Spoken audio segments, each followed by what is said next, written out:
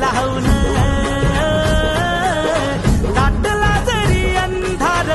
एकजूट होऊ आज दिवा देऊ तेज धावल तू आभाळ आभाळ